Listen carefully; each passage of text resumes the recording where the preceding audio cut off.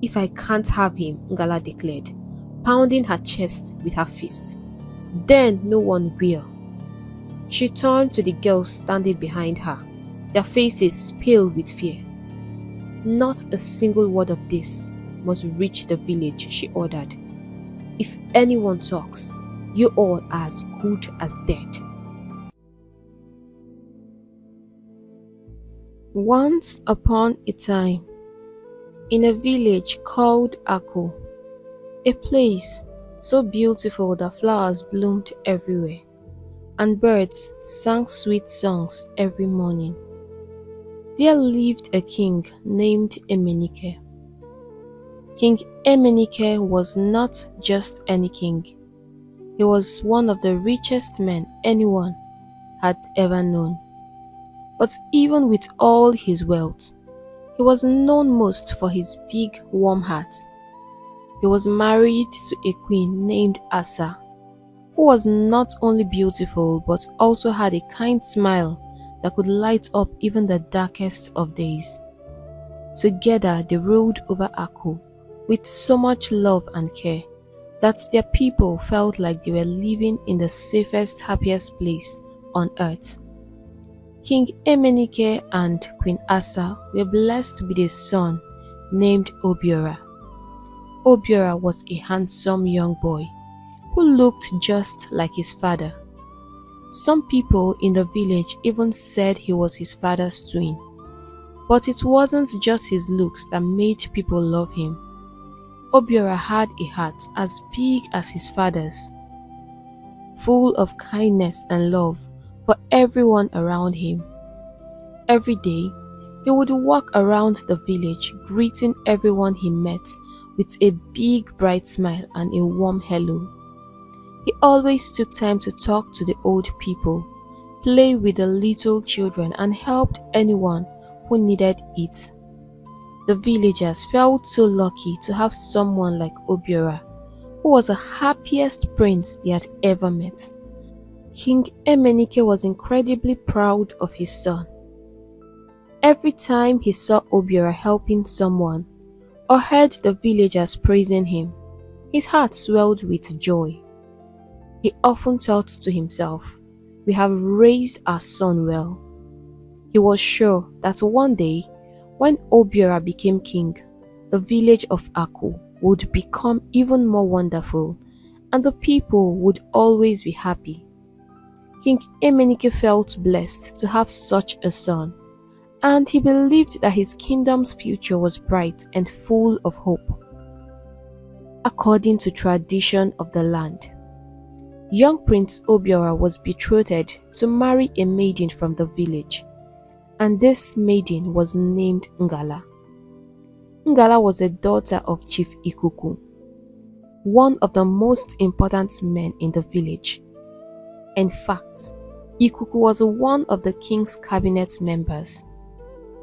From the moment Ngala was born, the king and queen laid their eyes on her tiny face, and a warm smile spread across their faces.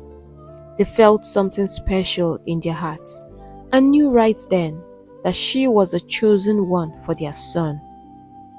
Ngala was such a very beautiful baby. As she grew older, her beauty blossomed like a flower in the spring. Her long dark hair shone like the feathers of a raven, and her eyes sparkled like stars in the night sky.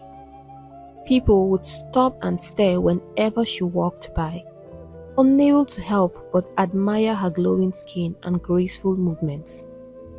She looked like the bright morning sun, and everyone thought she would make a perfect princess. The king and queen felt pleased with themselves, certain that their son would be grateful for the beautiful bride they had chosen for him when he eventually grew up. But as time went on, it became clear that there was more to Ngala than her beauty.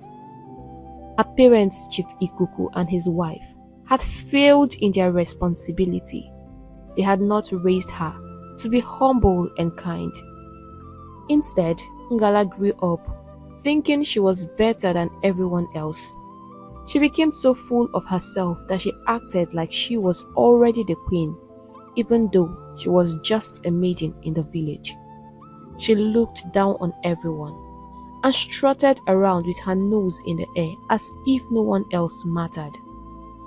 Whenever she walked through the village, in her beautiful long flowing gowns, feeling like a princess, with high shoulders, no one dared to call her by her name or even stand up straight as she passed.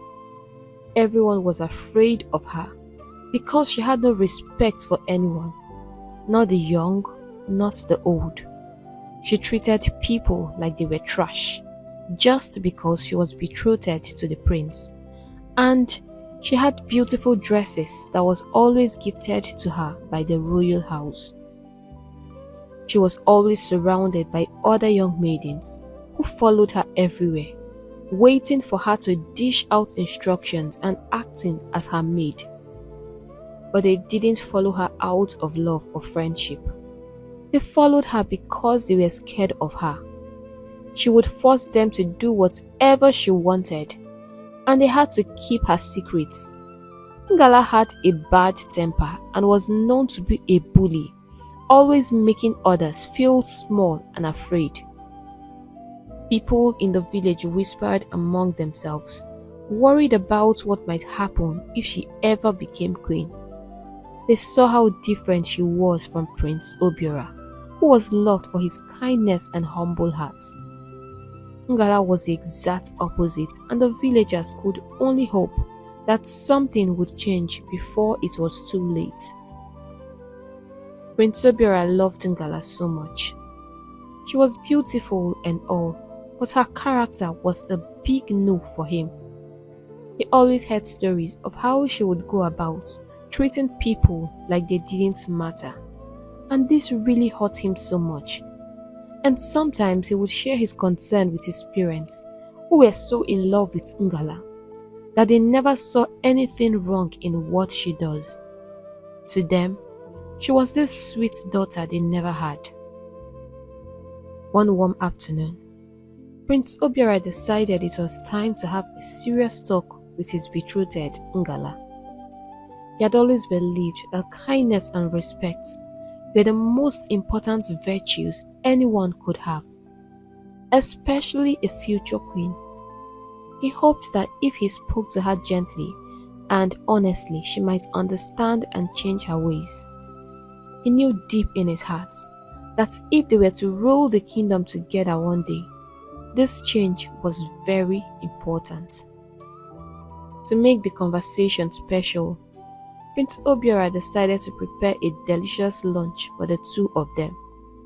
He knew that Ngala loved fish, so he carefully cooked a rich, flavorful fish soup, using all the best ingredients he could find. He arranged for them to dine in the royal garden, a beautiful place filled with blooming flowers and tall leafy trees that provided cool shade. The garden was peaceful, and he hoped it would help set the right mood. As they sat down to eat, Ngala's face lit up with happiness. She was pleased that the prince had gone to such trouble just for her. "This is so delicious," she exclaimed as she took a sip of the soup. "How did you learn to cook this well?" Prince Obiora smiled and replied, "My mother is an excellent cook, and I learned by watching her in the kitchen." Ngala laughed, a joyful sound that made the prince's heart feel light. The sunlight filtered through the trees, casting a soft glow on her face, making her look even more beautiful. Obiora couldn't help but feel mesmerized by her smile and the way her eyes sparkled in the light. They continued eating and chatting happily, their laughter filling the garden. Prince Obiora waited patiently, enjoying their light-hearted conversation, but also thinking carefully about what he needed to say. After they had finished their meal, they sat back under the shade of a large tree. The prince felt that the time was right. The atmosphere was light and Ngala seemed to be in a good mood. He took a deep breath and decided to speak from his heart.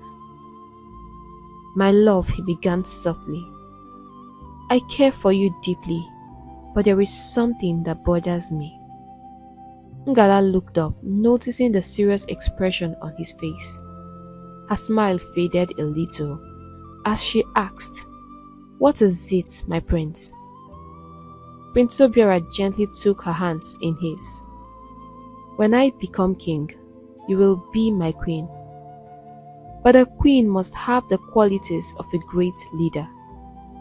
Kindness and humility are so important to me. But I feel like you do not show these virtues. I need you to work on these things if we are going to rule together." Ngala's face tightened with surprise and a hint of anger. "What do you mean, my prince? Are you saying you will end our relationship?" No, Obiora quickly replied, his voice rising a bit. "I don't want to end it, but you will force me if you do not change. I love you, Ngala, but I also love my people. I cannot have the person who is meant to protect them become their oppressor." At these words, Ngala's temper fled. "How dare you say that to me? Your people do not respect me or see me as their queen," she snapped, her voice sharp with anger. Obiora stayed calm, though he felt a storm brewing inside. "That's because you are not their queen. At least, not yet," he said firmly. "Listen, Ngala, you must learn to treat others with kindness and stop turning them into your punching bags. Respect is not something you can demand. It's something you earn through your actions. It comes naturally when people love and hold you in high esteem." Ngala's face grew red with fury. How dare the prince speak to her this way, she thought. She stood up quickly, her eyes blazing with anger. "I won't stay here and let you insult me," she shouted. "If the villagers don't respect me, maybe you should teach them to do so first." With that, she turned on her heel and stormed out of the garden, her footstep heavy with anger, leaving Prince Obiora sitting alone, wondering if his words had made any difference at all. Prince Obiora knew deep in his heart at that moment that Ngala was not the kind of woman he could ever have by his side as a queen. He had watched her storm away from him, angry and proud, and he felt a deep disappointment settle in his chest. He thought about his own mother, Queen Asa, and how he had never seen her walk out on his father in anger or refuse to listen. Ngala had shown no respect, not just for the villagers but also for him. How could someone be so full of herself that she wouldn't even accept any advice or correction? His mother had always told him that Ngala might change as she grew older, but Obiora wasn't sure anymore. He feared that Ngala would never change.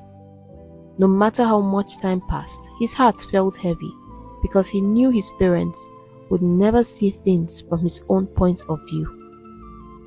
But one thing was clear to him: he could never marry a woman with such a character. Since the day of their arguments, he and Ngala hadn't spoken a word to each other. Ngala had come to the palace several times, hoping to see him, but the prince refused to speak to her. Oh, the first time she came, he had thought she was there to apologize, so he waited, thinking she might show some regret or humility for her actions. But instead, she just chattered on about other things, completely ignoring what had happened between them. Prince Obiora felt his heart sink with disappointment. Unable to hold back his frustration, he had quietly stood up and walked away, leaving her alone in the palace garden. From that day, Whenever she came to the palace, he refused to see her. Meanwhile, the New Yam festival was fast approaching, and the whole village was buzzing with excitement. This was the most exciting time of the year, and everyone was preparing for it. The New Yam festival was always a grand event. Many people from different kingdoms were invited, and the celebration was full of colors, music, and dance. The young maidens of the village were especially excited. They would dress up in their most beautiful and colorful clothes, adorn themselves with beads, and practice their dances to entertain the guests. It was a chance to show off their beauty, grace, and talent. The market was busier than ever, with maidens flocking in groups, buying new clothes and special items to beautify themselves. This was more than just a festival to them. It was an opportunity to find a good husband. Many young men from distant villages and even the city would come back home to find a wife during this season. The maidens knew that if they danced well and looked beautiful, they might catch the eyes of a good man. Their mothers would often tell them stories of how they had met their own husband during the New Yam festivals, and the young maidens dreamed of finding their own true love in the same way. Ngala, who had been unable to speak to Prince Obiora since their argument, saw this festival as her perfect chance to win him back. She decided that if she danced beautifully, he would not be able to take his eyes off her. She practiced her dance steps with determination, making sure every movement was perfect. She spent a lot of money on the finest clothes and the most beautiful beads, planning to adorn herself like a queen. Ngala knew she was beautiful, and she believed that if the prince saw her in all her splendor, he would be unable to resist her. In her mind, she pictured him coming to her, falling to his knees and begging for her forgiveness for ignoring her all these days. The thought of this made her smile, and she felt confident that the festival would bring them back together. 7 days before the festival, the village would come alive with the excitement of the masquerades. The masquerades were a special part of the celebration, and everyone looked forward to their parade. As soon as the villagers heard the loud rhythmic sound of the gong echoing through the air, they knew the masquerades were coming out. The gong was always followed by the beating of drums, and this drum beat was unlike any other. It was so lively and powerful that it could make even the saddest person want to dance. The villagers loved this special sound because they only heard it once a year, just before the festival, and they waited eagerly for it every time. On this particular day, Neche was under the udara tree gathering ripe fruits that had fallen to the ground. She needed to sell these fruits at the market to get enough money to buy the rest of her dance costume. She had been working hard all day, her hands moving quickly as she filled her basket with the small round fruits. Then she heard the drum beat. The sound was like a magic, a sweet melody that seemed to reach deep into her heart and soul. Before she even realized what she was doing, she had dropped the basket and started dancing. Her feet moved on their own, her waist wriggled to the rhythm, and she spun around with joy. From every corner of the village, people could hear the beat of the drum loud and clear, calling everyone to dance. Neche loved dancing more than anything else in the world. To her, dancing was like food for her soul.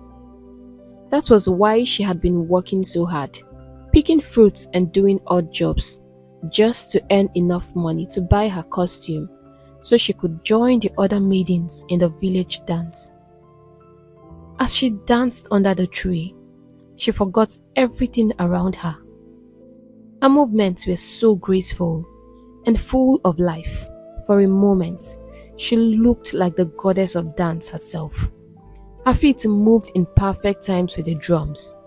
Her arms flowed like water, and her smile was brighter than the sun. At that very moment, Prince Obiora was returning from the stream, riding on his horse. As he approached the village, he saw something that made him stop in his tracks. There, under the Udara tree, was a young maiden dancing with such beauty and grace that he felt his heart skip a beat.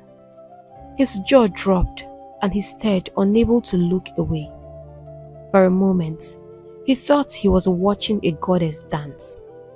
He had always believed that Ngala was the most beautiful girl in the kingdom, but now he wasn't so sure. This girl, with her flowing movements and radiant smile, seemed like the very definition of beauty. His heart felt warm, and he was filled with emotions he couldn't quite explain. He didn't know how long he sat there on his horse, just watching her, but he wished that she could never stop dancing. Suddenly, the horse let out a loud bleat, and the sound broke the magic of the moment. Neche stopped dancing, startled by the noise. She turned around and was shocked to see Prince Obiora sitting on his horse, smiling at her. Her heart began to race. Had he been watching her all this time? How long had he been here? She felt a rush of shyness and panic.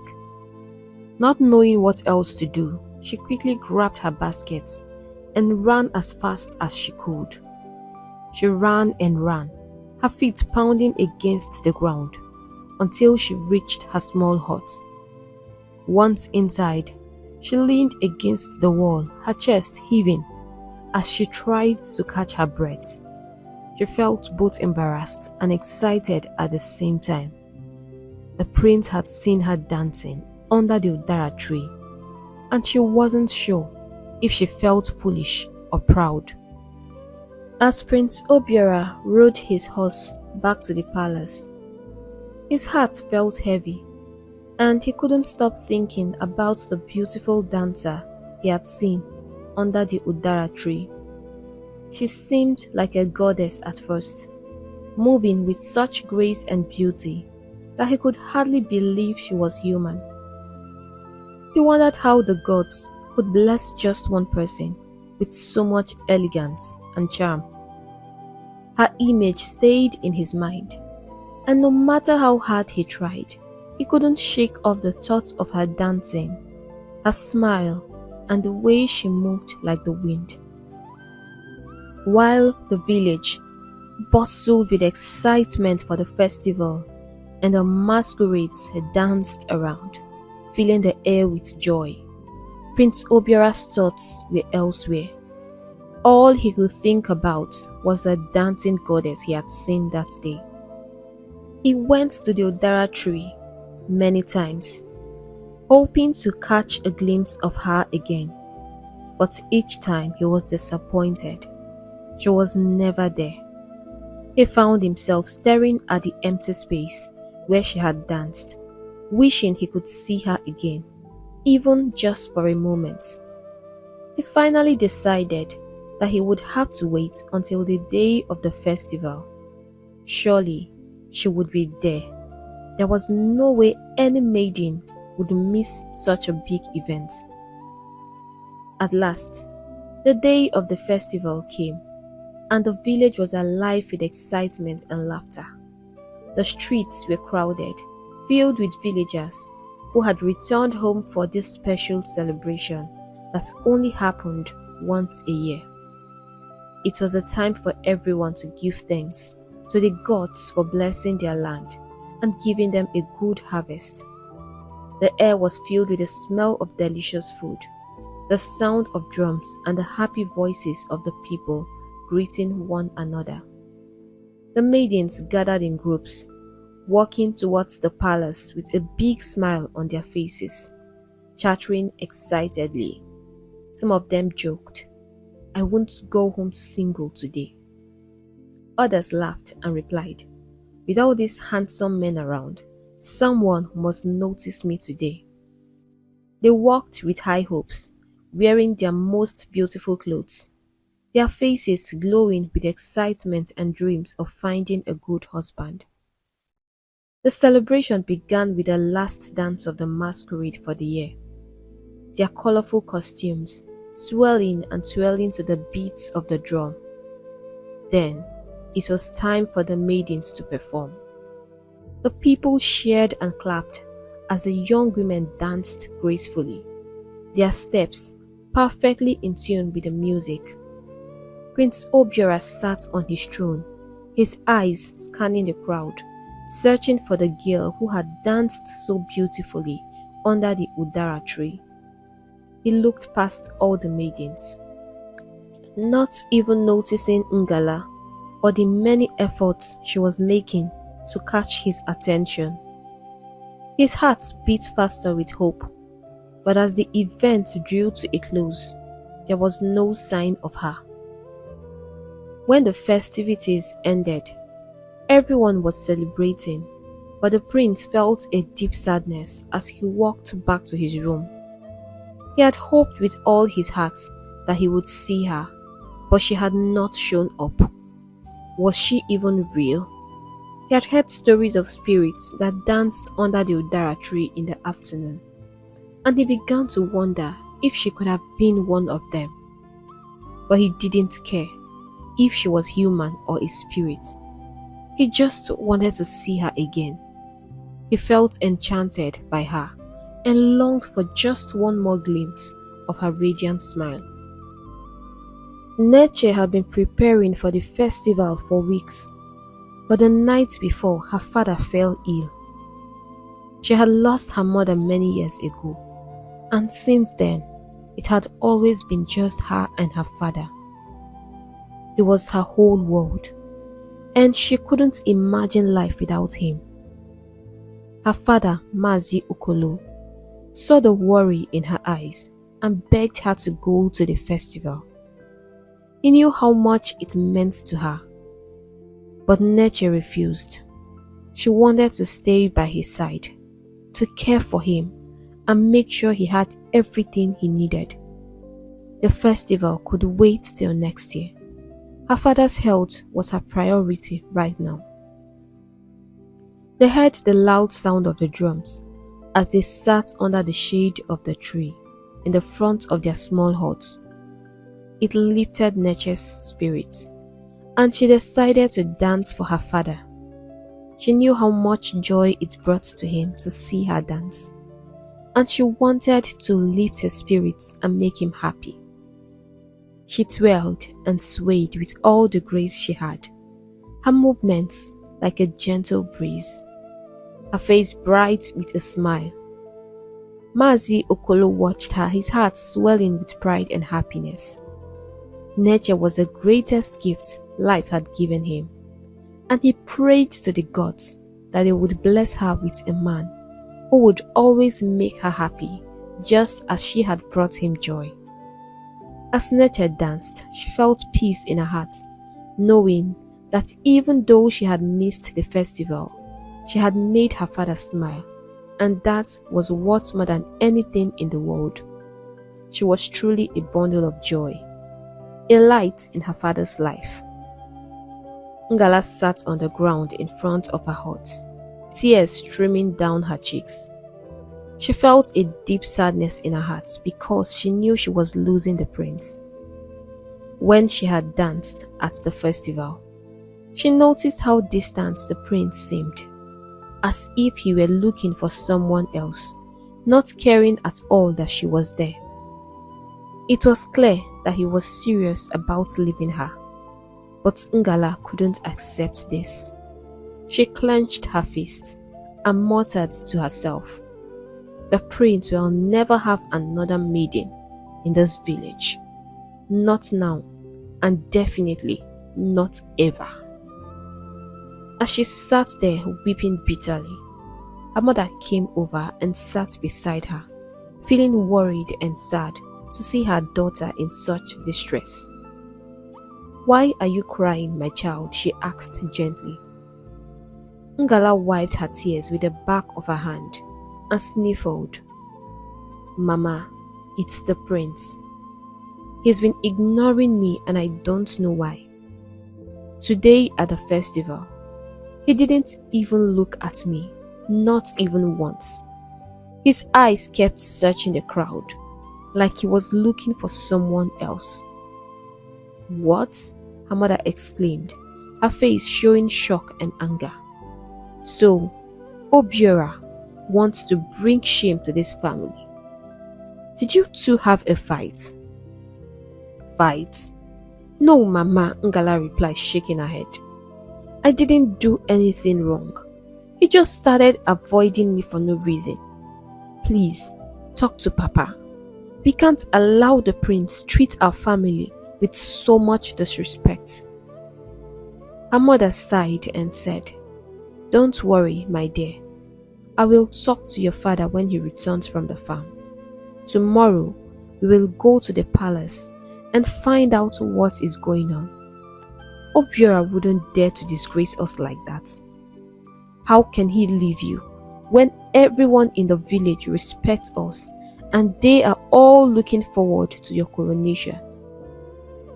The next day, Chief Ikuku and his wife set out for the palace.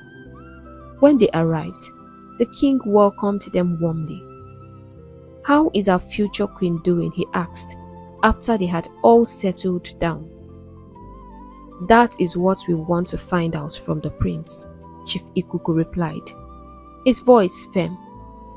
"Ngala says that the prince has been ignoring her, and she is very upset." "No, that can't be," the king exclaimed. He quickly sent for the Prince Obiora and Queen Asa. When they were all gathered, the king began. "Obiora, what is going on between you and your betrothed?" Obiora had been expecting this conversation for a while, ever since he saw the dancing maiden under the Udara tree. He had stopped thinking about Ngala. He took a deep breath and cleared his throat. He had always obeyed his father, but this time he was determined to stand up for what he felt was right. "Father, I cannot marry Ngala," he said firmly. "She has not been raised properly and shows no respect for others. You know how much I love our people, and I cannot marry someone who treats them poorly." The king listened carefully, knowing his son well, but he believed that Ngala was just being immature. "Son, all you need to do is to guide her, to call her to order. Perhaps she doesn't know how her actions make you feel.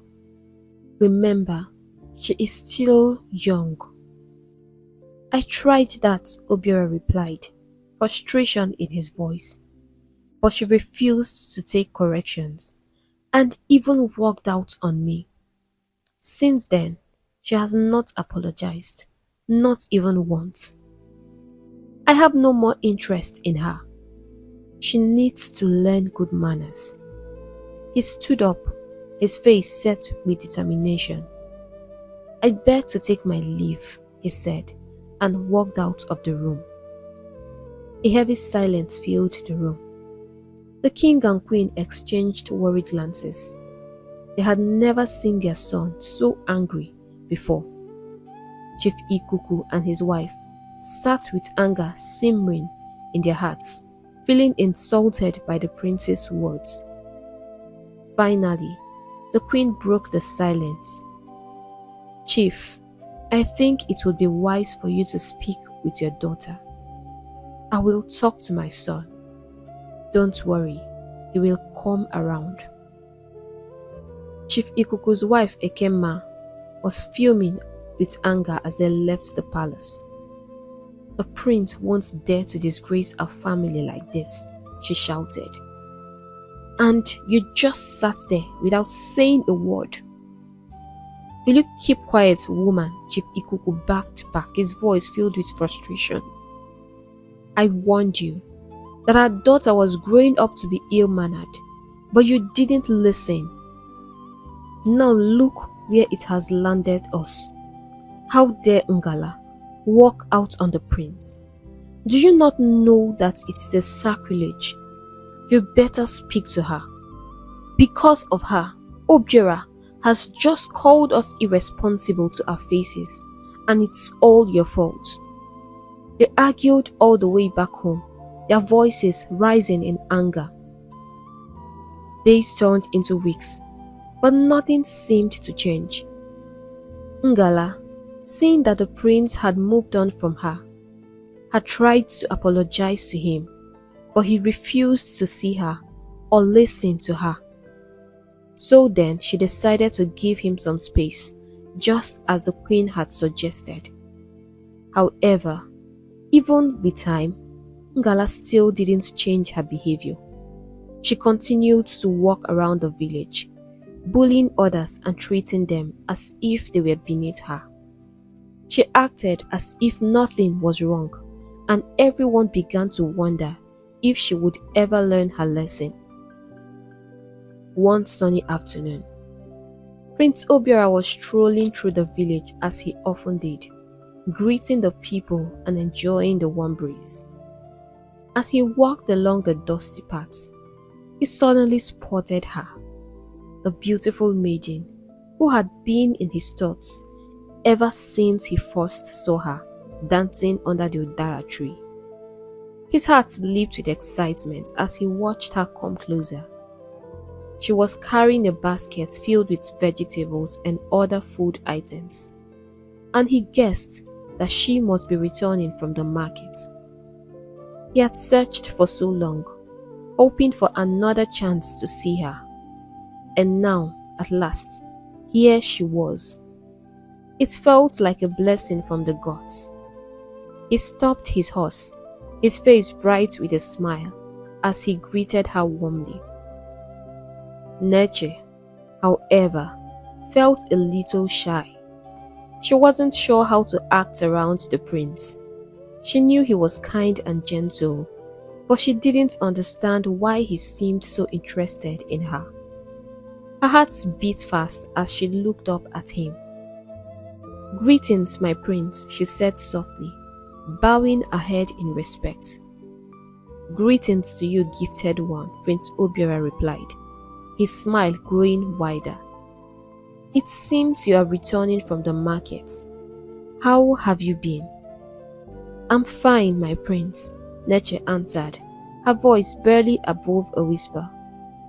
Prince Obiora didn't want to scare her away, so he chose his words very carefully. He wanted to make her feel comfortable and to make her smile again. "I would love to know your name," he said gently. "Are you from this kingdom?" "Yes, my prince," she replied with a nod. "My name is Neche." "What a beautiful name," he said, his eyes shining with admiration. "It suits a beautiful maiden like you.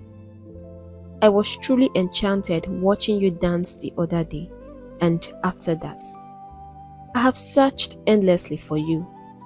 I would love to see you dance again. Is it something you could do for me?"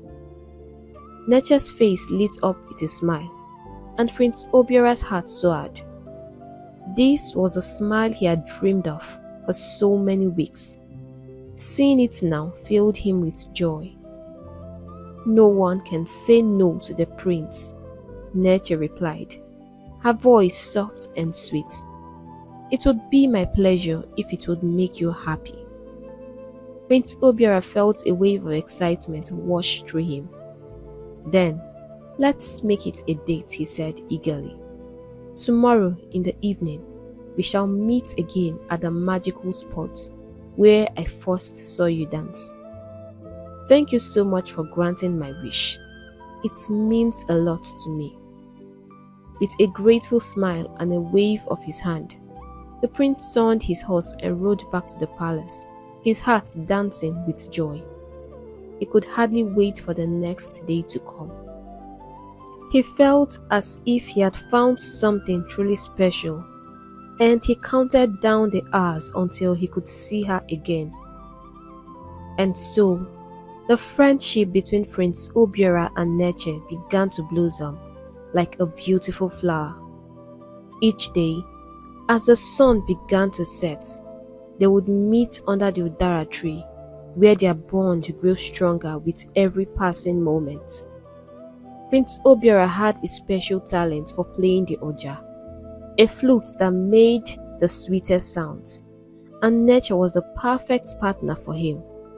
Her graceful dance steps seemed to dance along with the music he played, her body moving with such elegance that it felt like the wind was carrying her. These meetings became their daily evening routine. Every evening, as the sky turned shades of pink and orange, they would sit together under the shade of the Udara tree. Prince Obiora felt like he was living in a dream. The time he spent with Neche was the happiest time of his life. He found himself looking forward to their time together, counting the hours until he could see her again. He realized that he wanted more than just to watch her dance. He wanted her friendship and laughter, and also her love. He wanted Neche to be a part of his life forever. However, not everything went unnoticed in the village. Some villagers had seen the prince and Neche together under the Udara tree on several occasions. Whispers quickly spread. Some villagers were pleased, especially those who did not like Ngala and were tired of her prideful behavior. They hoped that this new friendship would bring Ngala back down to earth and humble her. But others, those who were loyal to her, were not happy at all. They rushed to her, eager to share the news that the prince had been spending time with another maiden from the village. Ngala's face darkened with anger when she heard this news. "This cannot be," she shouted, her voice trembling with fury. "Obiora cannot do this to me. He cannot humiliate me in front of the entire village like this." She felt a burning rage inside her, knowing that the prince might be slipping away from her grasp. She knew she had to act fast. She needed to do something to stop this from happening. She was determined that no other maiden would take her place beside the prince. Now, it was clear to Ngala that the prince had moved on from her. She could no longer deny what she had been hearing. The whispers in the village, the glances people gave her. She felt a storm of anger brewing inside her. And that night, she could no longer hold it in. With fury burning in her heart, she stormed to the palace, her footsteps heavy and fast. When she reached the gate, she began shouting at the top of her voice, "Obiora! Obiora, come out now! You cannot dump me like this, not in front of the whole village." Her loud cries echoed through the palace walls, catching the attention of the king and his queen. They hurried out to see what was causing such commotion. They found Ngala red-faced and furious, still screaming the prince's name. Prince Obiora had not yet returned to the palace. "What's going on, Ngala?" the queen asked gently, trying to calm her down. "Why are you shouting like this?" "It's the prince," Ngala cried, her voice trembling with anger and tears. "He is seeing another maiden in this village. He has abandoned me." Her pride was shattered, and she felt her whole world crashing around her. She couldn't imagine life without the royal privilege she had always dreamed of. She could already hear the villagers laughing and mocking her. Just then, they heard the sound of hoofs, and Prince Obiora rode into the palace. The moment Ngala saw him, she rushed towards him, her face twisted with rage. "You cheat," she spat, her voice filled with venom. "How dare you see another maiden in this village?" Prince Obiora held her back, looking straight into her eyes. "It's over between us, Ngala," he said firmly. "I cannot have someone like you as my queen. Your behavior is disgusting. You need to work on yourself and then get ready for the next man who comes along. I'm done." "No, you don't mean that," the king said, stepping forward, shocked by his son's words. "Father," Obiora replied, his voice steady, "she has refused to change, and I cannot deal with her anymore." Ngala felt her knees give away as she collapsed to the floor, pleading with the prince, tears streaming down her face. It felt like her whole life was falling apart. She had grown up, believing she was meant to be queen, living like a princess and preparing for her future on the throne. And now, just like that, all of that was slipping through her fingers like sand. The king and queen stood there helpless. They knew their son's mind was made up, and there was little they could do to change it. They gently asked Ngala to go home, saying they would talk to Obiora and try to make him change his mind. But Ngala was not listening. Her heart was filled with bitterness and rage. "Who is this maiden who dares to take my place?" she shouted. "I swear by the gods, I will kill her.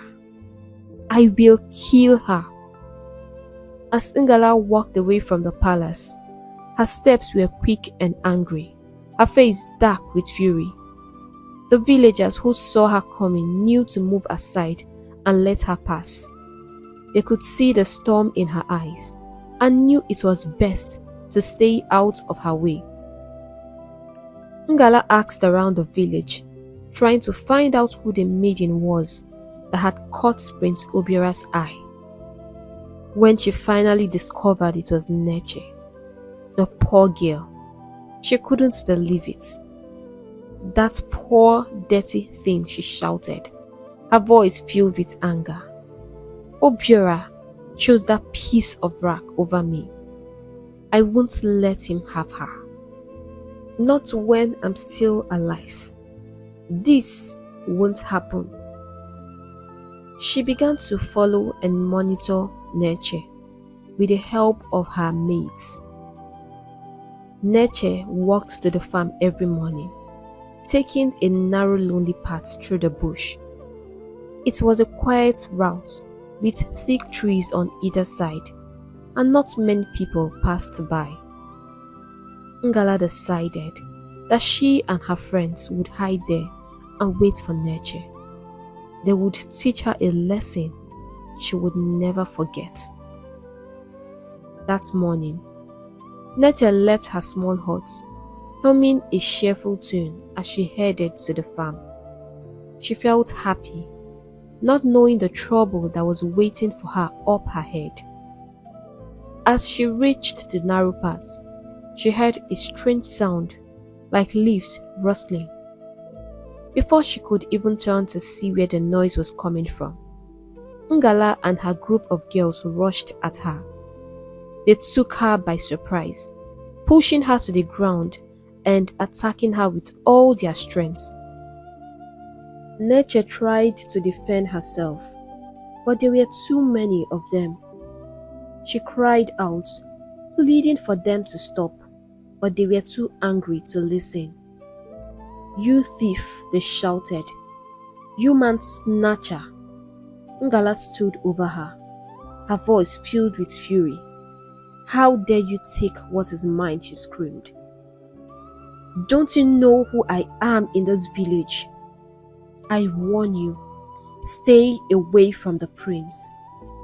This is just a small warning."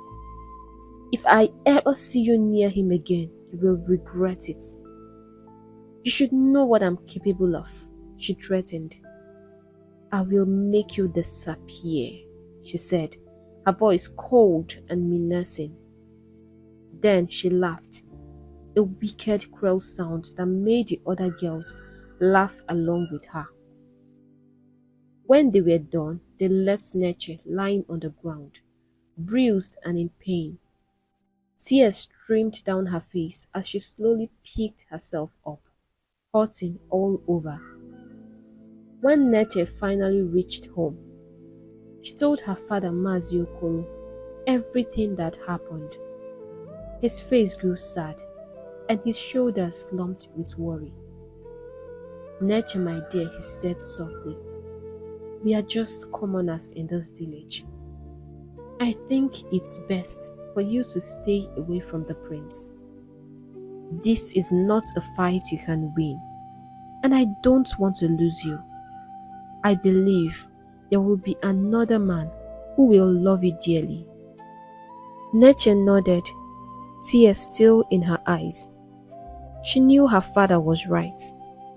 Even though the prince hadn't asked her to be his, she understood that she needed to stay away from him. She was the only family her father had left, and she knew that Ngala was serious about her threats. She didn't want to put her father's life or her own in danger. That evening, Prince Obiora sat under the Udara tree with his oja in his hand, waiting eagerly for his new friend Neche. He had thought carefully about how to tell her how he truly felt. He wanted to share his feelings with her, to let her know that she had captured his heart. But as he sat there, the minutes passed and there was no sign of her. He waited and waited, his eyes searching the path, hoping to see her familiar figure appear. The sky grew darker, and he began to worry.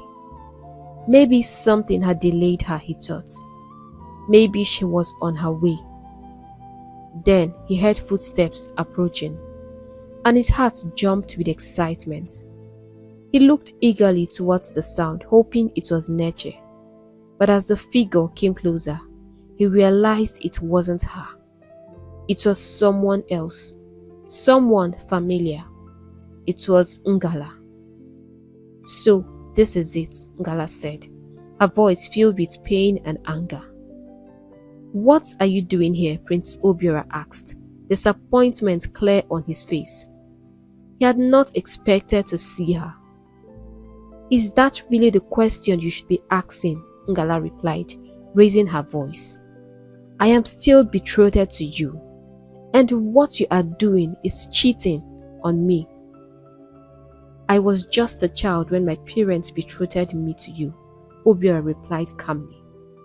I have tried to love you all these years, but Ngala, I cannot be with a woman who behaves like you do. These words provoked Ngala, and without warning, Ngala raised her hand and slapped the prince across his face. Prince Obiora stared at her in shock, his eyes wide with disbelief. Tell me, she cried, tears streaming down her cheeks. Is she better than me? What do you see in that piece of rags? Obiora, why have you chosen to disgrace me like this? Prince Obiora's anger flared up inside him. For a moment, he felt like lashing out and beating her up until she could no longer breathe. But he remembered how he had been raised to never hurt a woman, no matter how angry he felt. He gave Ngala a cold, stern look and turned to walk away from her. But just as he turned to leave, Ngala's voice cut through the night air, stopping him in his tracks. Obiora, you have just drawn the battle line, she said, her voice full of fury. Since you have chosen to disgrace me and my family in this village, know this. It's over my dead body that you will have another maiden in this village. Prince Obiora felt a chill run down his spine. He knew Ngala well. and he knew she never made empty threats. As he rode back to the palace that night, two things weighed heavily on his mind: the safety of Neche and the seriousness of Ngala's threat. He worried about what Ngala might do. The king and queen were sitting quietly in the palace when Prince Obiora walked in. His face was tight with anger, and his steps were quick and heavy. They could see right away that something was troubling him deeply. "What's wrong, my son?" the queen asked, her face full of worry as she leaned forward looking into his eyes. Obiora sat down, then took a deep breath and looked at his parents. "Father, Mother," he began, his voice firm but respectful. "I know you both care about me, but my happiness and the peace of this kingdom are important too. I have thought about it for long, and I want us to officially end the engagement between Ngala and me. Yes, the agreement between our families still stands, but it needs to be broken. I don't want to ever see her near me again," he finished, his voice filled with determination. The king and queen exchanged a long, thoughtful glance. They could see how serious their son was. They knew that for Prince Obiora to speak like this, something very serious must have happened. They had tried before to convince him to give Ngala another chance, but now they realized that he had made up his mind. They cared deeply about his happiness, and it was clear that Ngala was not the right woman for him. "We understand, my son," the king finally said, nodding slowly. "We will arrange a meeting with Ngala's family soon to discuss this matter. You have been a good and obedient son, and we want you to be happy." The queen reached out and took Obiora's hand gently. "Yes, we have heard you," she added softly, "and we will do what needs to be done." They both looked at their son with love and understanding, knowing that this was not an easy decision, but believing it was the right one for him. Ngala sat under the big tree in front of their beautiful hut, crying bitterly. Her face was wet with tears, and she refused to be consoled. She had been sitting there for 3 long days, ever since the engagement between her and the prince was called off. Her heart felt like it was breaking into 1,000 pieces. Her whole family was filled with sadness and despair. No one could find the right words to make each other feel better. This was the worst disgrace they had ever faced, and it felt like a dark cloud hung over their home. The news of the broken engagement spread quickly throughout the village, and it seemed like everyone was talking about it. The villagers couldn't stop whispering and giggling. At night, when the maidens gathered under the moonlight to chat and gossip, this was their favorite story to tell. They laughed loudly, making fun of Ngala, even imitating the way she walked with her nose in the air. "Now, she is just like the rest of us," they would say, bursting into laughter with tears running down their eyes. Her pride brought her this fall. They clapped their hands and laughed until their sides hurt. While Ngala mourned, the villagers seemed to be celebrating, happy to see the queen of their kingdom fall so hard to the ground. Ngala's mother was not spared either. When she went to the market, the village women whispered and giggled behind her back, sometimes even saying hurtful words aloud. It was a very big shame for her family, and everywhere they went, they felt the sting of people's laughter and mockery. Each day, Prince Obiora grew more worried. He hadn't seen Neche in days, and his heart was heavy with concern. He could not stop thinking about her, wondering what had gone wrong. Finally, he decided he had to go to her home and find out for himself. He called for 2 of his special guards and filled the royal carriage with gifts. He was determined to find the woman who had stolen his heart and was driving him mad with longing. When the prince arrived at Neche's compound, he saw her father Mazi Okolo sitting outside his hut, sharpening a cutlass. As soon as Okolo spotted the prince and his royal escort, his face turned serious, his brows knitting into a deep frown. Though everyone in the village knew Prince Obiora was a kind and fair man, Okolo still felt uneasy. Neche was his only child, his whole world, and he had to protect her. The prince approached him with a warm smile and greeted politely. "I have come to see your daughter," he said, his voice calm and respectful. Mazi Okolo looked up at him, and it was clear from his expression that he was not pleased. "My prince," he began slowly, "I feel honored to have you here, but we do not wish to have anything more to do with you. My daughter does not want to see you." Obiora felt a wave of shock and confusion. Had he done something wrong? He had thought maybe Neche was ill, but now it seemed clear that she was avoiding him. "I love your daughter very much," he finally managed to say, his voice filled with emotion. "I have no wish to harm her. My intentions are pure," he added, almost pleading. Mazi Okolo sighed deeply, his eyes filled with worry. "Neche is all I have in this world," he replied, "and I cannot let anything happen to her.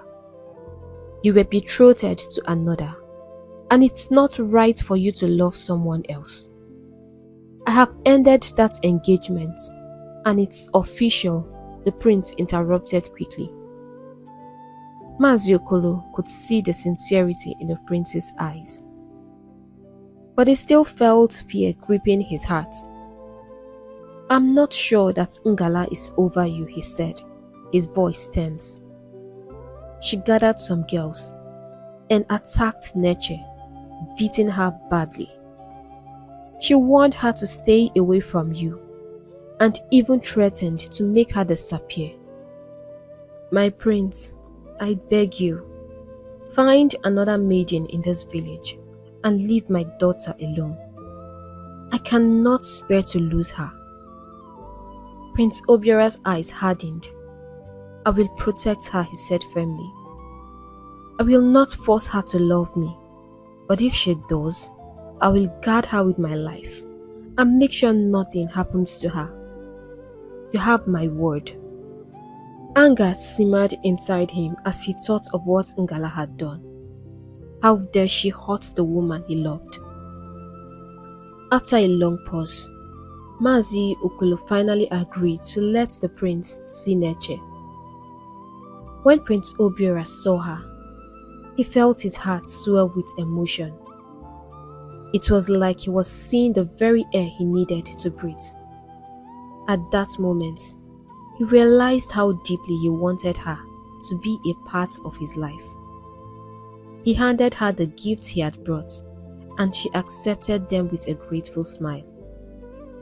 They sat under the shade of the tree, and the prince poured out his heart to her.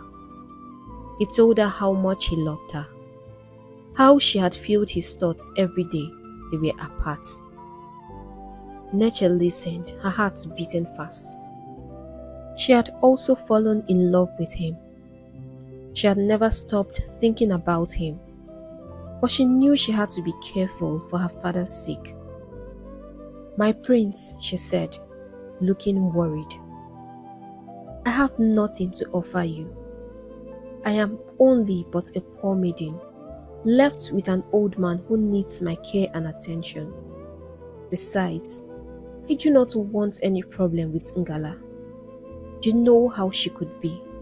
She threatened me, and I'm really scared after the beatings I received." The prince moved closer, looking into her eyes. "I will protect you with my life. I will ensure that no harm comes near you or your family. You have my word." Nature was silent, trying to process all the prince had just said to her. Why did the prince have to choose her of all the maidens in the village? What could she possibly offer him? The prince, seeing the fear in her eyes, held her hands as he spoke. "Nature, tell me, do you love me?" Nature was silent, afraid to tell the prince how she felt about him. "Do you love me?" he asked again. Nature nodded. "I love you, my prince," she said. "Then look at me. Trust me. I mean it when I say that I will protect you." "I will protect you with every fiber in me," the prince assured her. "If you want 1,000 escorts, I will give them to you." This made Nature laugh. She could see his face and how serious he seemed to be, like he meant every single word he had spoken. They spent the rest of the day talking, laughing, and sharing stories. Nature was a very shy maiden, but the prince knew how to make her laugh or talk.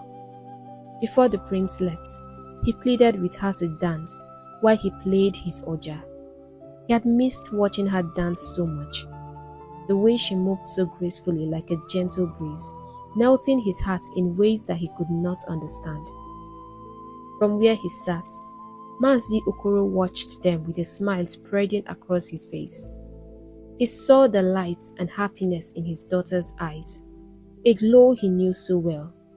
His daughter was in love, and it warmed his heart to see how happy she was.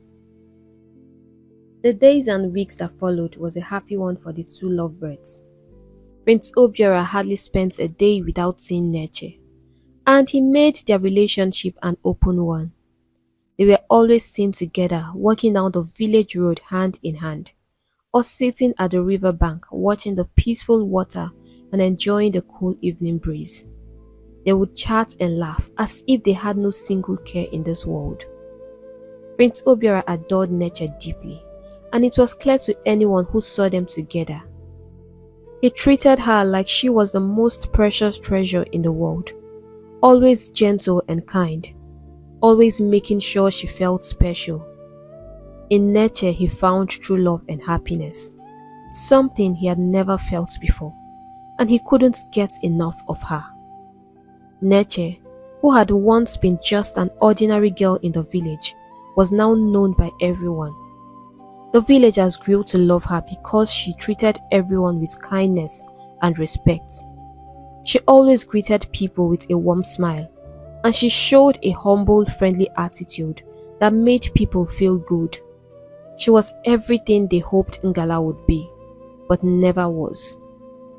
One evening, as they sat by the river bank, Prince Obiora turned to Nature with a serious look in his eyes. "I want you to meet my parents," he said softly. "What?" Nature exclaimed, her heart suddenly racing with a mix of excitement and fear.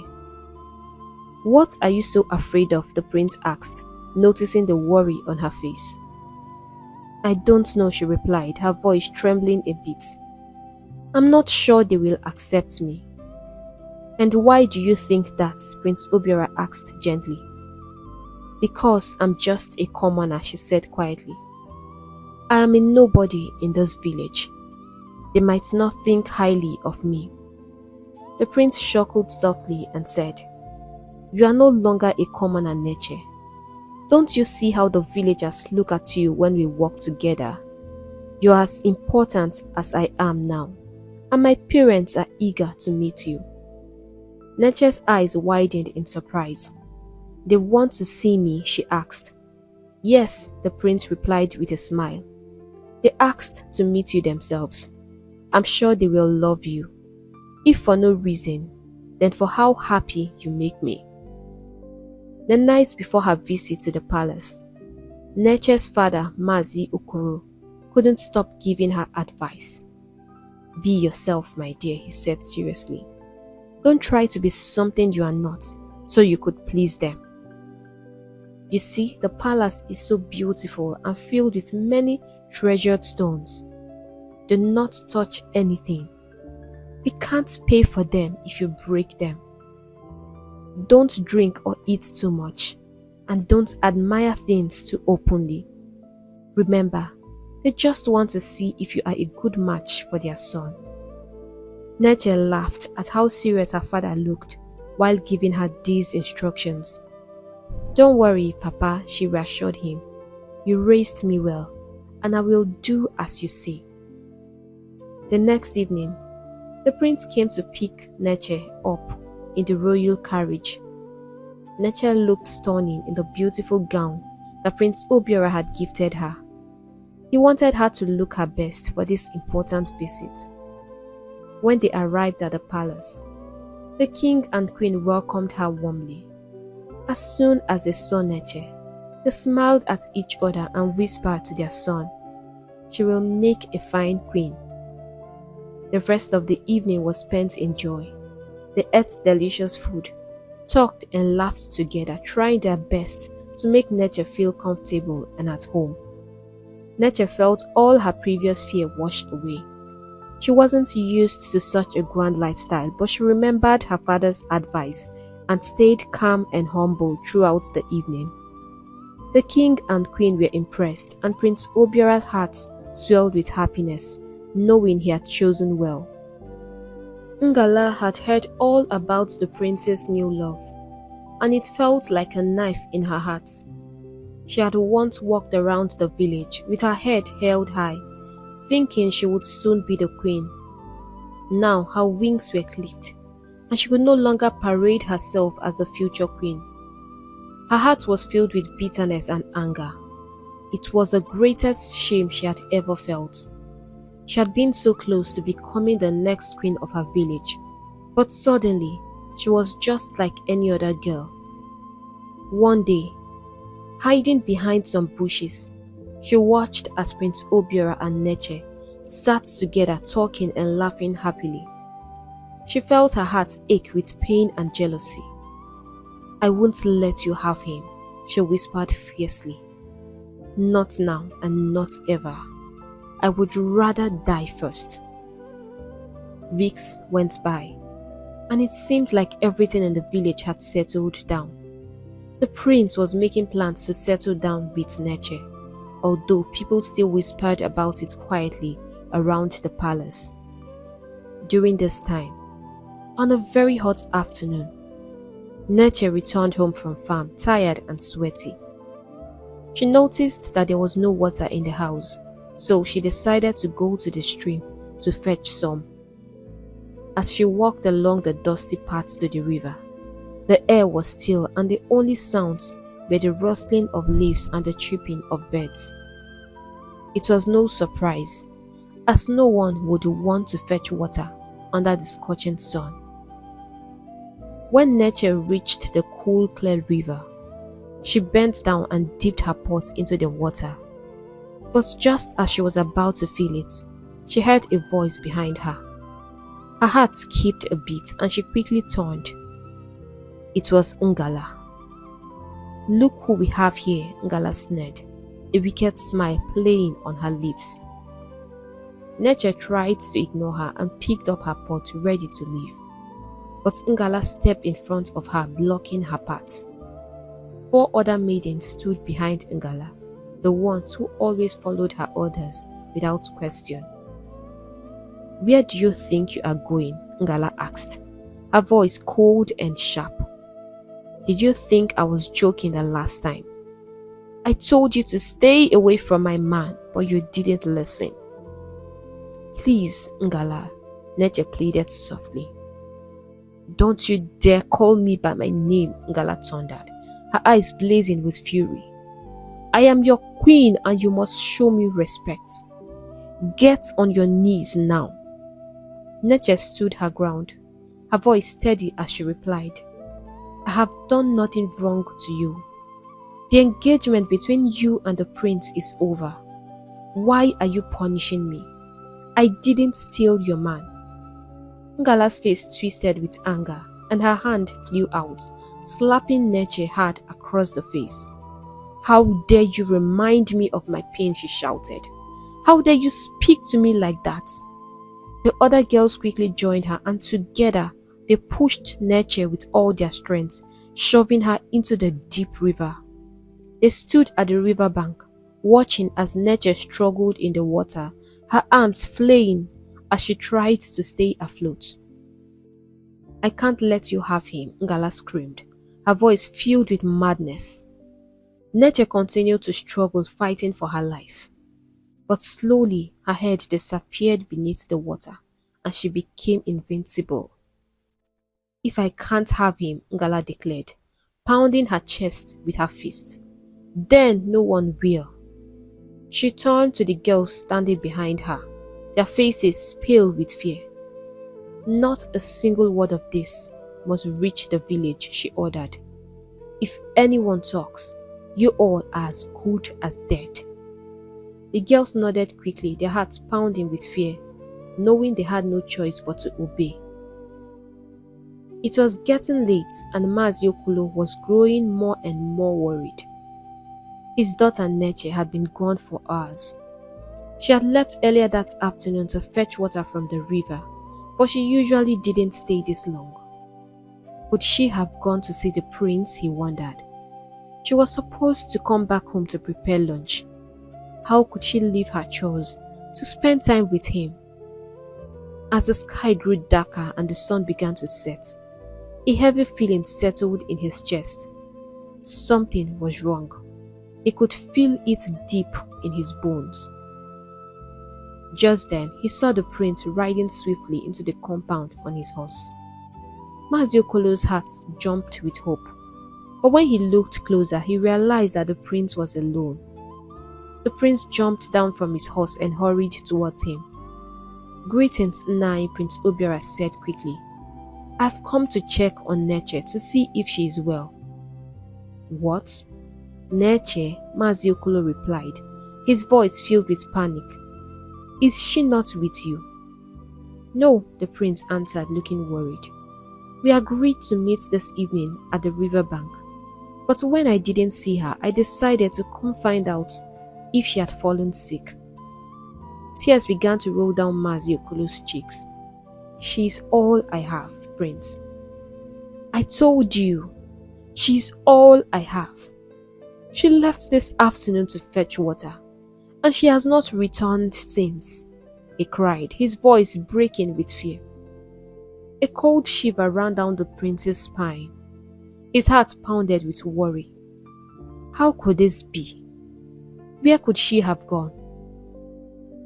"Mazi, please try to stay calm," he said.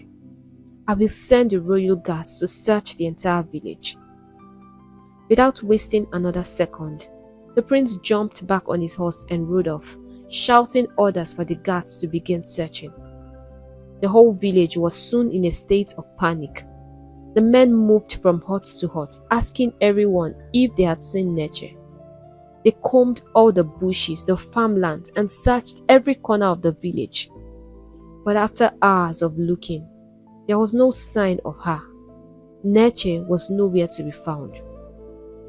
The prince was devastated. Tears streamed down his cheeks as he sat by the riverbank where they often sat together. His heart ached with pain. Neche, his beloved, was gone. He had loved her more than anyone else, and she had brought so much joy to his life. As he sat there, a thought suddenly flashed through his mind. Ngala's threat. With a sense of urgency, he jumped back on his horse and raced to Ngala's hut. "Ngala! Ngala!" he shouted angrily. "Where are you?" Ngala came out of her horse looking annoyed.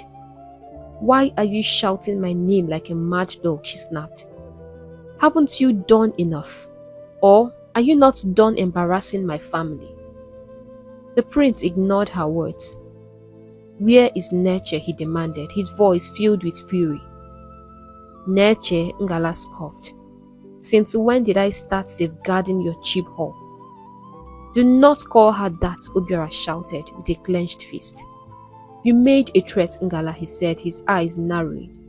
"I'm sure you know what has happened to her." Where is she?" "I said those words out of anger," Ngala replied, trying to sound innocent.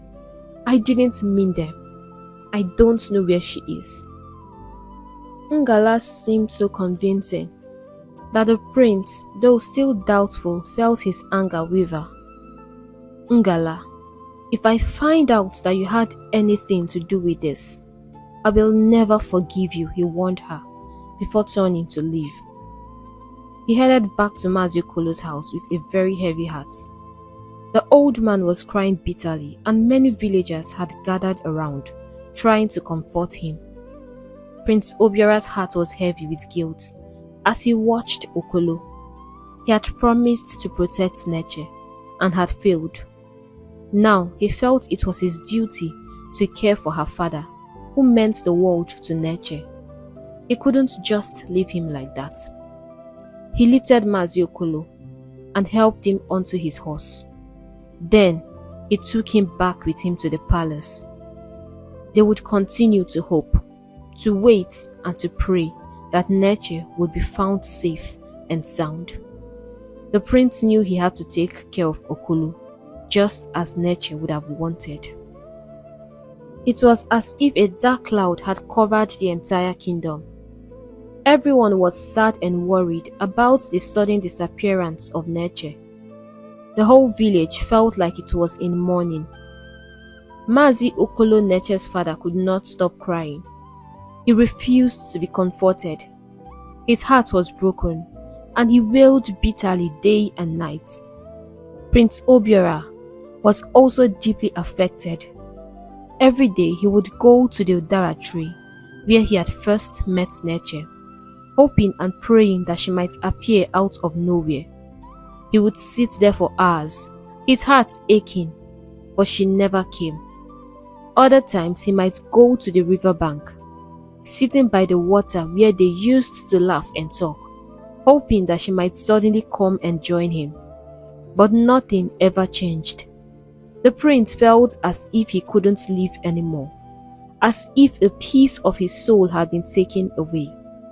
"Neche, where are you?" he would cry out, his voice filled with sorrow. Meanwhile, far beneath the surface of the river, as Neche was drowning, a beautiful mermaid named Ene saw her. Ene had witnessed what had happened and felt sorry for Neche. She called her mermaid friends, and together they gently carried Neche to their underwater kingdom, determined to keep her safe. They moved carefully with great kindness, feeling so sad for the poor girl who had been hurt so badly by those on land. When Neche woke up, she found herself lying in a beautiful house surrounded by clear sparkling water. The walls shimmered with colors she had never seen before, and everything looked magical. She looked around in wonder, trying to understand where she was and how she had gotten there. Just then, a lovely mermaid entered the room. She had long flowing hair and eyes that were kind and gentle. Neche stared at her in awe. "Don't be scared," the mermaid said softly. "My name is Ene, and I don't intend to harm you. We only want to keep you safe from the wicked humans, who wouldn't stop at anything to destroy another for no just reason." As Ene spoke, memories came flooding back to Neche's mind. She remembered how Ngala had pushed her into the river. Tears filled her eyes and they rolled down her cheeks. "My father," Neche cried, her voice trembling. "I need to go back to him. He would be so sad right now." "You can't go back, Neche," Ene replied gently. "If you do, Ngala won't stop until she harms you."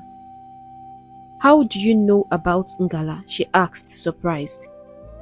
"We live in your village," Ene replied, "just that we live under the water. We see and hear everything that happens there. Remember, we are not humans. We have supernatural abilities, and we know how to get informations." She looked at Neche with pity and compassion. You have a pure heart, and we will keep you safe. When the right time comes, you will return. Don't worry about your father. The prince is taking very good care of him. Neche nodded, still feeling a little overwhelmed but relieved to hear that her father was okay. We will have a welcome party for you tonight, Ene continued with a smile, so you can meet everyone in our kingdom. They are kind and friendly. We are making a special tale for you, a very beautiful one, so you can be like us. You will feel at home here, I promise. And if you need anything, just call me. You are Neche, and now we are friends. Neche couldn't help but smile back. Ene looked so beautiful and kind, and Neche felt a small sense of peace in her heart, even in this strange and new place. Thank you, Ene, for saving me, Neche whispered, feeling grateful. Of course, Ene replied warmly. I couldn't let a human with such a beautiful heart be lost forever. Neche felt a warm glow inside her. Maybe, just maybe, she would be okay in this new place after all.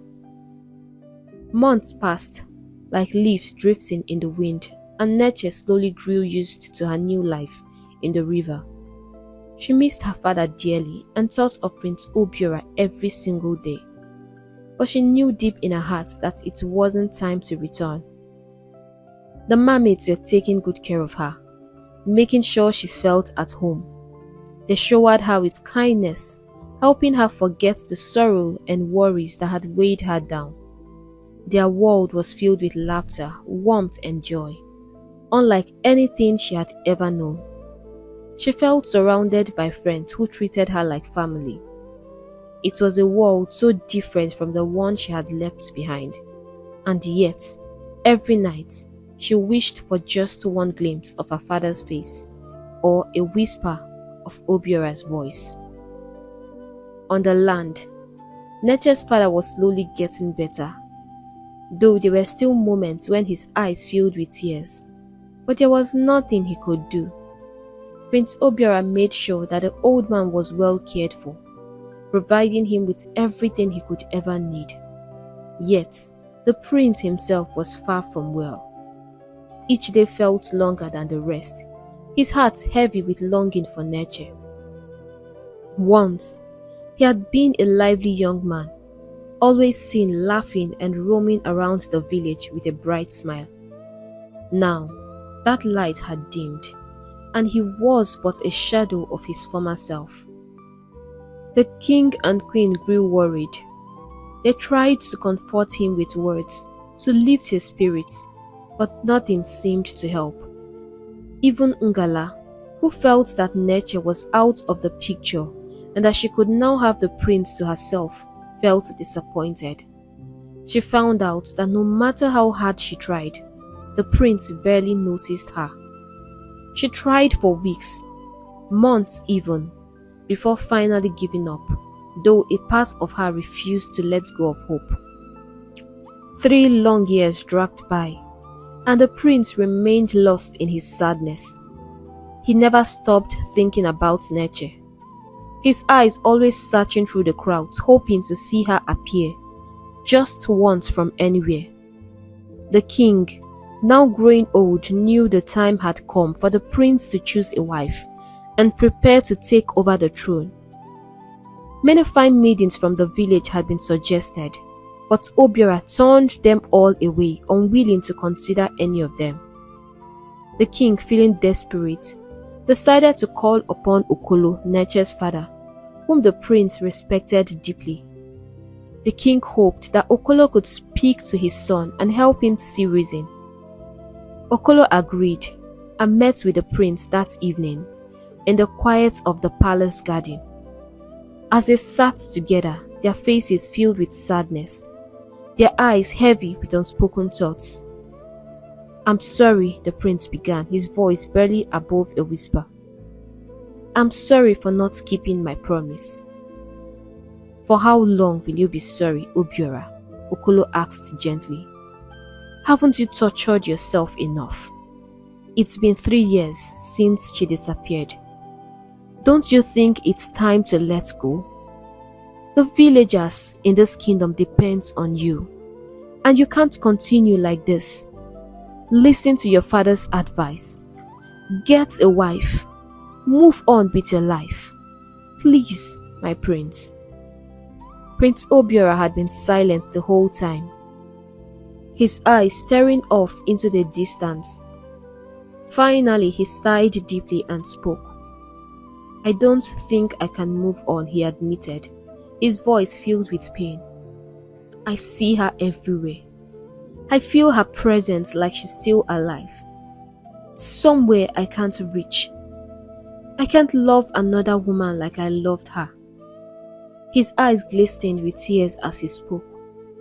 You can, Obiora, Okolo said softly. Nature was a kind soul, a sweetheart who only wanted others to be happy. Wherever she is now, I'm sure she would want you to be happy too. You are not betraying her by choosing to live again. Please, think about it. And thank you, my prince, for being that son I never had. He placed a comforting hand on the prince's shoulder. Obiora nodded but remained silent. He felt a deep ache in his heart. What he shared with nature was something special, something he didn't want to let go of. But he also had a duty, a responsibility to his people, and Okolo was right. It had been 3 long years. The prince finally agreed to settle down with another maiden from the village, but his heart still felt heavy and unsure. He told his father he would marry, but he couldn't choose for himself.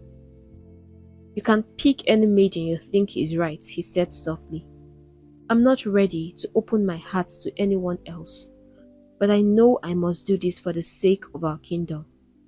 I can't fail again like I failed Neche. His voice was filled with sadness, but there was also determination in his eyes.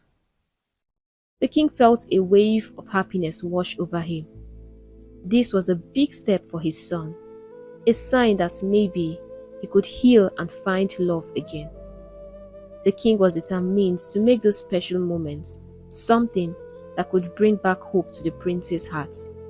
He truly believed that love would come again, even if it took time. With excitement bubbling inside him, the king sent out the town crier to spread the news. The crier's voice rang through every street and corner, announcing, in 14 market days, the prince will choose a wife. All the beautiful maidens of the village are invited to gather at the palace, dressed in their finest clothes, to showcase their most beautiful dance steps. The news spread like wildfire, and soon the entire kingdom was buzzing with excitement. Everywhere you went, there were talk of the great event. The streets were filled with laughter and joy, and the air was alive with the sound of chatter and music. Every maiden dreamed of being the next queen, of standing beside Prince Obiora, who was not just handsome, but also kind and gentle. Many hearts fluttered with hope and excitement at the thought of being chosen by him.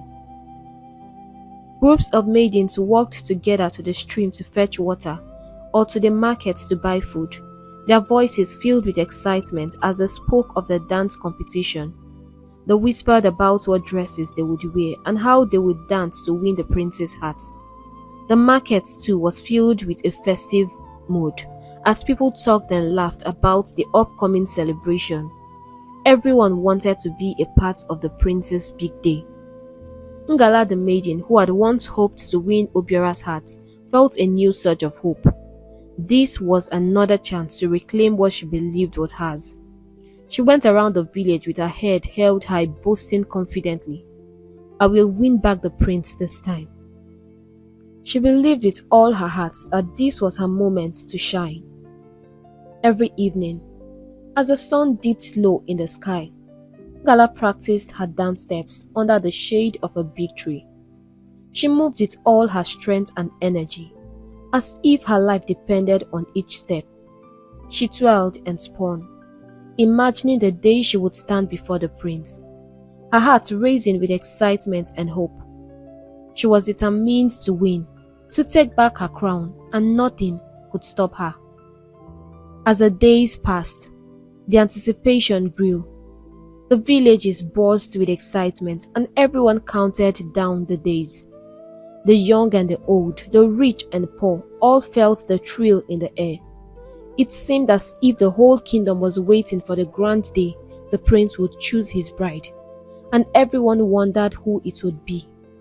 The day was drawing near, and hearts were filled with hopes and dreams. A few days before the grand event, Ngala was already feeling very proud of herself. She had practiced her dance steps to perfection, and she was sure that she would win the prince's heart. But then, an idea came to her mind. Why not do something extra? Something that would make sure she doesn't leave the palace without becoming the prince's bride. She decided she needed a little more help to make her dream come true. Ngala quickly went to her mother and shared her plan. Together, they decided to visit a powerful native doctor who lived in a distant village far away from their own. The journey was long, but Ngala didn't mind. She was determined. When they finally reached the old man's hut, they explained what they wanted. The native doctor listened carefully, then gave a knowing smile. He mixed herbs and strange ingredients into a thick paste and handed it to them in a small clay pot. "This is a special pomade," he said with a sly grin. "On the day of the dance, rub it all over your body before you go to the palace. When the prince sees you dance, he will not be able to look away. His heart will be drawn to you and he will choose you as his bride." Ngala and her mother was overjoyed. They thanked the native doctor and rewarded him with many cowries. With hearts filled with excitement, they began their journey back to the village, feeling sure that they had secured Ngala's future as the next queen. Finally, the morning of the great event arrived. The sound of drums filled the air early in the morning, echoing throughout the village and signaling the start of a happy day ahead. The whole village seemed to come alive with excitement. Maidens danced with joy, dreaming of becoming the prince's chosen bride. Everyone, young and old, was eager to see what would happen. Such a grand event had never been seen before. As the sun climbed high into the sky, brightening everything with its golden lights, people began to gather at the palace. The maidens came dressed in their most colorful and beautiful attires, their faces glowing with excitement and hope. The villagers too were all dressed in their best clothes, eager to watch the spectacle. Ngala marched proudly with her friends, who acted as her escorts, surrounding her like guards. She held her head high, her heart pounding with excitement as she made her way to the palace. She felt confident that this was her day. Today she would become the prince's bride again. She could feel it in her bones. Under a large, beautifully decorated canopy sat the king and queen, their faces bright with smiles. Next to them sat Prince Obiora. His face, however, was blank, showing no emotion. He stared at the crowd gathered in the big palace compound, his mind far away, lost in his thoughts. And then the drums beat louder, and the dance began. One by one, the maidens stepped forward, moving gracefully to the rhythm of the music, their colorful skirts swirling around them. The crowd cheered and clapped, enjoying every step, every twirl. Ngala watched carefully, her heart beating faster with every passing moment. She knew her time was coming. She took a deep breath, feeling the magic pomade on her skin. She was ready, more than ready. This was her chance, and she was determined to make it unforgettable. One by one, the maidens stepped forward, their feet moving in rhythm with the beat of the drums, their waists swaying and twisting, trying to catch the prince's eye. Each one hoped that her dance would be the one to make him smile, to make him see her and only her. But Prince Obiora remained still, his face expressionless, his eyes distant. As each maiden finished her dance and stepped back, he did not seem moved. He did not clap or cheer. He just sat, staring ahead, as if lost in another world. Ngala stood off to the side, a sly smile spreading across her face. She watched the other maidens with a smug look, feeling sure that the prince was hers and hers alone. She thought to herself, none of these girls can compete with me. When her turn finally came, she stepped forward with confidence.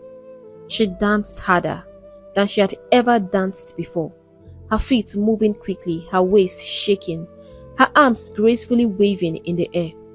She twirled and spun, determined to make the prince see her and fall under her spell. But as Ngala danced, she noticed something strange. The prince was not looking at her. He seemed distant, his face still without any sign of interest or joy. He did not even glance her way. Ngala felt confusion creeping in. The charm, the special pomade was supposed to make the prince fall for her instantly. Why wasn't it working? What had gone wrong? Soon all the maidens had finished their dances and the prince had chosen no one. The air grew thick with disappointment and the crowd began to whisper among themselves. The king, sitting under the grand canopy, frowned deeply. He looked at his son with anger in his eyes and called out, "What is happening? You have to make your choice, Obiora." But the prince did not answer. Instead, he stood up as if to leave. Just then, the music changed. A new soft melody filled the air, and everyone turned to see a maiden sitting upon a white horse, her figure glowing in the sunlight. Her face was hidden behind a delicate veil, and her dress sparkled like the morning dew. The crowd gasped, their eyes wide with surprise. "Who is this?" they whispered to each other, filled with wonder. The mysterious maiden gracefully slid down from the horse and began to dance. She moved to the music with such skill and grace that the crowd was left speechless. Her steps were smooth and familiar, like a soft breeze on a hot day. The prince's heart began to beat faster. He watched her closely, feeling something stir deep inside him. This dance, he thought. I know this dance. He peered at her, trying to see beyond the veil. A strange feeling washed over him, and he felt a chill run down his spine. It was as if nature were there, dancing right in front of him. Goosebumps rose on his arms, and his heart pounded harder than ever before. The maiden's dance was like magic, her movements captivating and beautiful, the most enchanting performance anyone had seen in years. The villagers stood in awe, their mouths open in amazement as they watched her glide across the ground with unmatched grace and skill. Finally, as the drums fell silent, the maiden stopped dancing and walked up to the prince. Slowly she lifted her veil. "What?" the prince exclaimed, his voice filled with shock and joy. "Neche!" he screamed. He reached out to hold her hand, his eyes wide with disbelief. He had not seen this face for so long, and now it was right before him. He didn't care if she was human or a ghost. Neche's face was more beautiful than ever, glowing with a light that seemed to come from within. The prince just stared, unable to speak, his heart overwhelmed with happiness. "Yes, it's me," she replied, her voice filled with warmth. "It's me, Neche." The whole village stood in stunned silence, unsure of what they were seeing. Ngala's eyes widened with terror. She remembered. She had watched Neche drown in the river. How come? Ghost! Ghost! She screamed, turning to run. But before she could take another step, the gods struck her down, stopping her in her tracks. Neche turned to face Ngala, her voice strong and clear.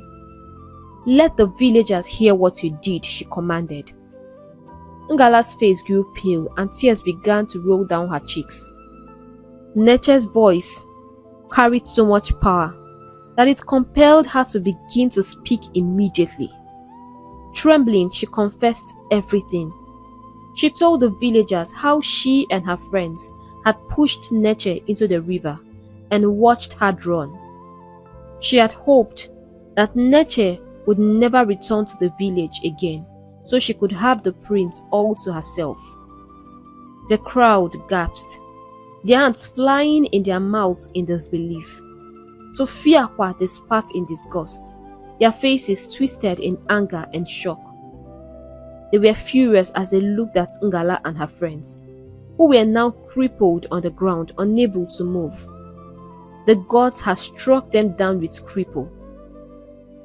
Neche then began to share her story, telling them how the mermaids had saved her from the river and cared for her during the years she was away.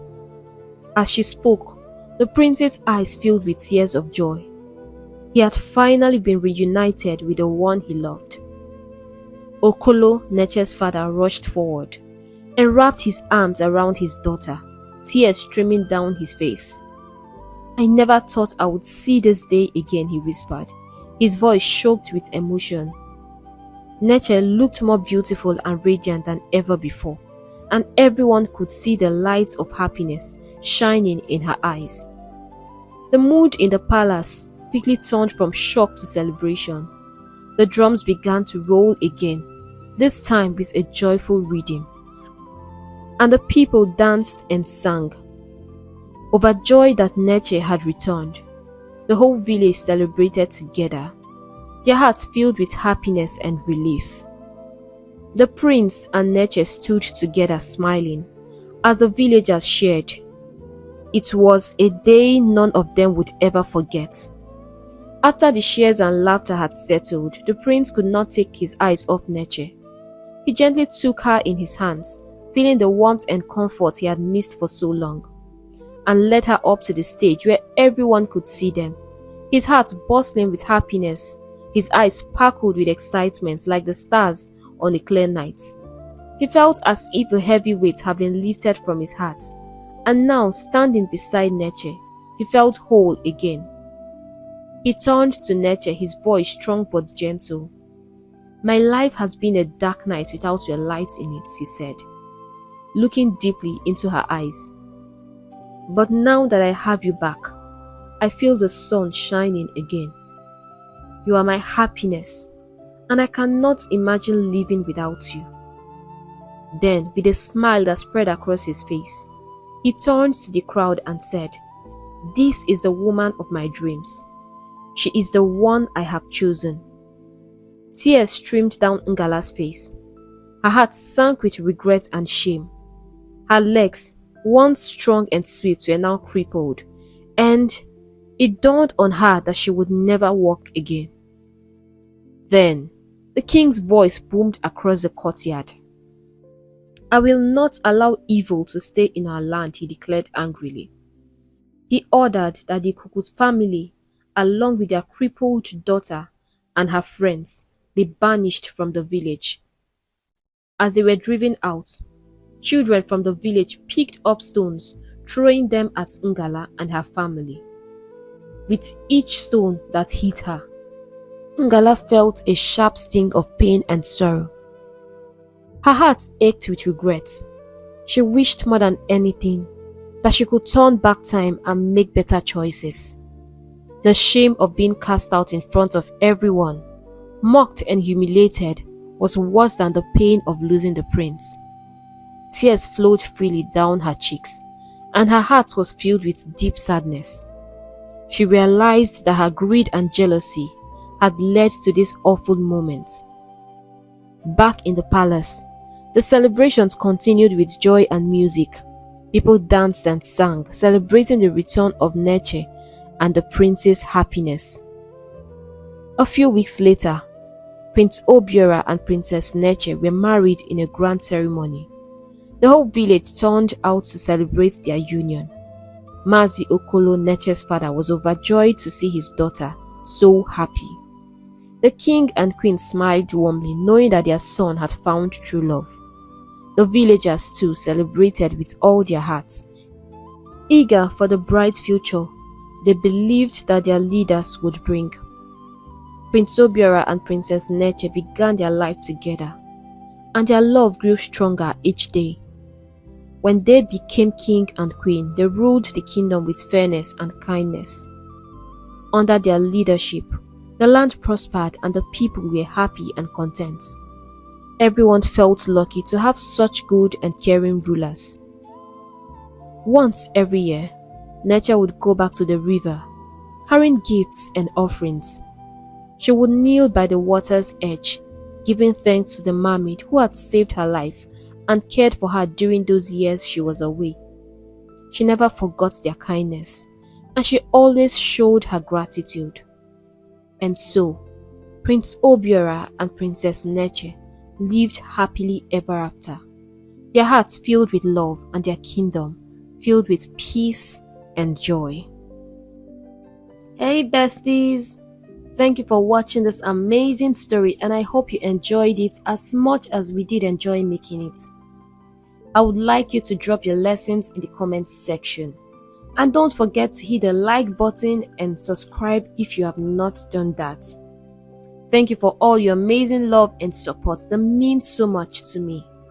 Right now, I'll have to go and see you in our next story.